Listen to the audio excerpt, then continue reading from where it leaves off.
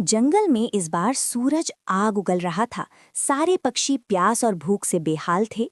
रानो चिड़िया का पुराना घोंसला भी तेज हवाओं से टूट चुका था। हे भगवान, इतनी गर्मी, पेड़ सूख रहे हैं और मेरा घर भी रहने लायक नहीं बचा। अगर जल्द ही कुछ नहीं किया तो अगले तूफान में मैं कहाँ जाऊंगी। तभी रानो को रास्ते में एक प्यासा बूढ़ा पक्षी मिलता है। रानो उसे अपनी आखिरी बूंद पानी पिला देती है। बेटी, तुम्हारी दयालुता ने मेरा दिल जीत लिया। ये लो एक चमकता हुआ जादुई बीज। दोस्तों, ये रहे हमारी आज की वीडियो के प्यारे सब्सक्राइबर्स और फॉलोअर्स के नाम। शोभा शर्मा, इफानाज, अमारा खुर्रम, प्रिंस, इनाया, रोहित कुमार, सुमेला अहमद। और जो नहीं चुने गए, चिंता मत करो, अगली बार तुम भी बन सकते हो जंगल के सुपरस्टार।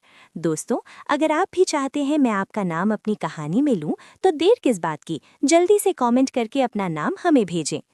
इसे अपनी सूखी जमीन पर बो देना और प्रेम से सींचना, ये तुम्हें वो सब देगा जिसकी तुम्हें जरूरत है। हरिया तोता और हरियाली तोती के पास खाने का भंडार था, लेकिन वे किसी की मदद नहीं करते थे। वे दूर से रानो को बीज बोते हुए देख रहे थे। देख रही हो हरियाली, ये पगली रानो इस बंजर जमीन में गड्ढा खोद रही है। इस धूप में तो दिमाग भी पिघल जाता है, इसका शायद पूरी तरह उड़ गया है। सही कहा हरिया, और देखो इसे, वो बीज उस बूढ़े भिखारी ने दिया है। जरूर कोई फालतू चीज होगी। रानू को लगता है कि वो इस सूखे में खेती कर लेगी। कितनी मूर्ख है। रानू ने जैसे ही बीज को पानी दिया, जमीन फटने लगी।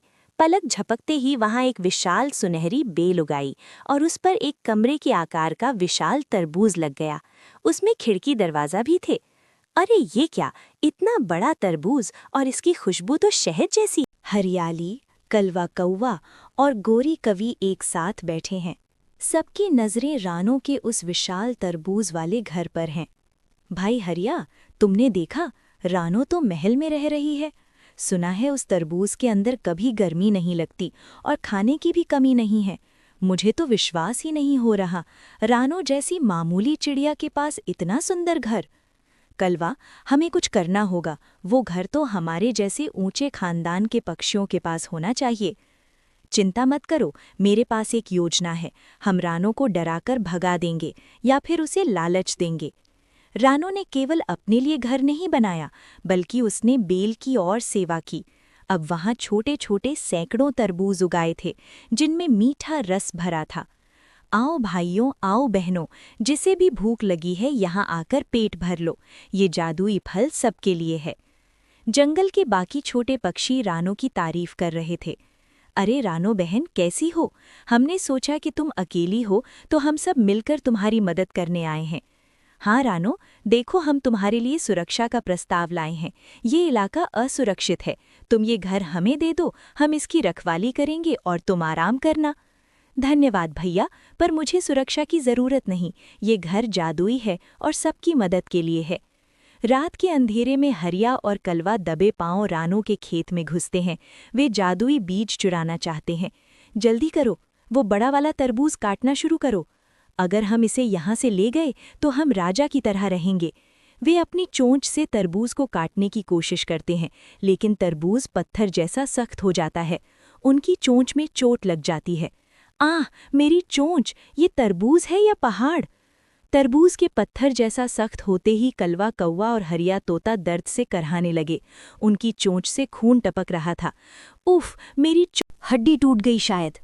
ये साधारण फल नहीं है, इसमें रानो ने कोई काला जादू कर रखा है। जल्दी यहाँ से भागो, इससे पहले कि रानो जाग जाए और अपनी जादुई बेलों से हमें यहीं दफन कर दे। हमें निकलना होगा। देखो, उस तरबूज से अजीब सी लाल रोशनी निकल रही है। भागो कलवा, भागो। चारों अपनी जान बचाकर अंधेरे जंगल की ओर भाग जाते हैं। पीछे मुड़कर देखने की हिम्मत भी नहीं करते। भागते भागते चारों एक ऐसी गुफा के पास रुकते हैं जहां सूरज की रोशनी कभी नहीं पहुंचती। वहां खोखा उल्लू रहता है, जो अपनी बुरी विद्याओं के लिए बदनाम है। भाई हरिया, इस चोंच का बदला तो लेना होगा। रानो को उस तरबूज के घर से बाहर निकालना ही होगा। खोखा महाराज, रक्षा करो। एक मामूली चिड़िया ने हम खानदानी पक्षियों का अपमान किया है। रानो चिड़िया, वो जादुई बीज मेरे गुरु का था, जिसे उस बूढ़े गौरैया ने चुराया था। अगर तुम मुझे वो बीज दिला दो तो मैं रानो को हमेशा के लिए पत्थर बना दूंगा। सुनो, रानो को बल से नहीं, छल से हराना होगा। ये लो, एक काली राख की पुड़िया, इसे रानो के खेत के चारों तरफ बिखेर दो। इससे वहां ऐसा जहरीला कोहरा छा जाएगा कि रानो को कुछ दिखाई नहीं देगा, और जब वो अंधी होकर बाहर आएगी तब कलुआ और हरिया उसे पकड़कर काली खाई में फेंक देंगे, और वो जादुई तरबूज की चाबी, उसका जादुई घर और बीज मेरा होगा। ये हुई ना बात। रानो अब गई काम से। रानो सुबह उठकर अपनी खेती को पानी देने बाहर आती है, लेकिन अचानक पूरे खेत में काला धुआं फैलने लगता है। उसे अपने ही हाथ नहीं दिख रहे थे। अरे, ये कैसा कोहरा है? इसमें तो कड़वी गंध आ रही है। मेरी फसल मुरझा रही है। कोई है? मदद करो। कोहरे के बीच से हरिया और कलवा नकाब पहनकर रानो की ओर बढ़ते हैं। रानो बहन, डरो मत, हम राजा के सिपाही हैं। जंगल में आग लग गई है, जल्दी हमारे साथ आओ, वरना तुम जल जाओगी। सिपाही? पर आपकी आवाज़ तो कलवा भाई जैसी लग रही है। बहस मत करो रानो, जल्दी बाहर निकलो। देखो, तुम्हारा तरबूज का घर भी काला पड़ रहा है। रानो को धोखे से वे काली खाई के किनारे ले आते हैं। जैसे ही कोहरा थोड़ा छटा, रानो ने देखा कि वो गहरी खाई के मुहाने पर खड़ी है और सामने हरिया और कलुआ और खोखा उल्लू शैतानी हंसी हंस रहे हैं। तो ये आप लोगों की चाल थी। मैंने हमेशा आप सबको अपना परिवार समझा। परिवार? हमें तो बस वो जादुई तरबूज चाहिए। अब कूदो इस खाई में। तभी रानो अपने गले में लटका जादुई बीज का लॉकेट निकालती है। जैसे ही रानो ने लॉकेट को छुआ, आसमान से तेज बिजली कड़की। वो काली राख वापस उड़कर हरिया, कलवा और उनके साथियों पर गिरने लगी। नहीं, ये जादुई राख वापस आ रही है, भागो! जो कोहरा रानो को अंधा करने के लिए था, उसने उन चारों को ही घेर लिया। वे आपस में गिरते पड़ते कीचड़ के एक गंदे तालाब में जा घिरे। कोहरा साफ हो गया। रानो का घर पहले से भी ज्यादा चमकने लगा। हरिया और कलवा की टोली अब कीचड़ में सनी हुई बदबू मार रही थी।